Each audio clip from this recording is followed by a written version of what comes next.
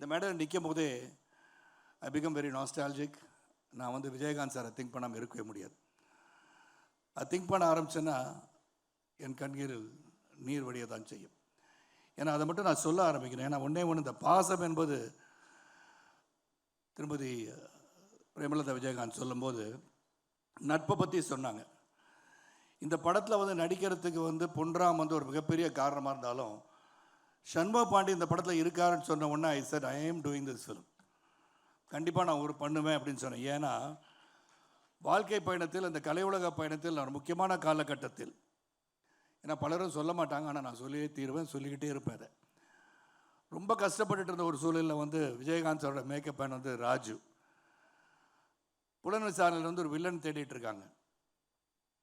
அப்போ ராஜு வந்து நேராக போய் விஜயகாந்த் சார்ட்ட சொல்லி, இந்த தயாரிப்பாளர் வந்து வாட்ட சாட்டமாக இருக்கார், போட்டு மிதிக்கிறதுக்கு நல்லா இருப்பார்னு போய் சொல்லியிருப்பார்னு நினைக்கிறேன். உடனே என்னை கொண்டு போய் விஜயகாந்த் சார் முன்னாடி ராஜபாதா சீட்டில் நிறுத்துனாங்க.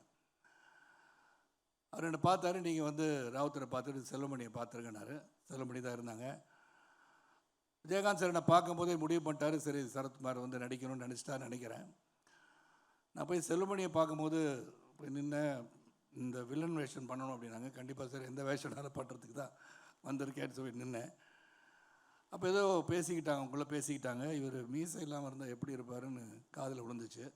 ஒரு 5 நிமிஷம் இதை வந்துடுறசான்னு போனேன். பக்கத்தில் ரோனி லாட்ஜ் இருந்துச்சு, அங்கே ஒரு பார்பர் ஷாப் இருந்துச்சு பக்கத்துலேயே. மீசையை வலிச்சுட்டு போயிட்டு நான் இப்படி தான் சார் இருப்பேன் அப்படின்னேன். அன்று துவங்கியது தான் இந்த பயணம். மறக்க முடியாத நிகழ்வு அது. அந்த படம் முடிஞ்சவுடனே, புலன்விசாரி படம் முடிஞ்சவுடனே விஜயகாந்த் சார் சொன்ன முதல் வார்த்தை, விஜயகாந்த் சாரை பற்றி பேசி நான் பாண்டியனுக்கு வந்தே ஆகணும்.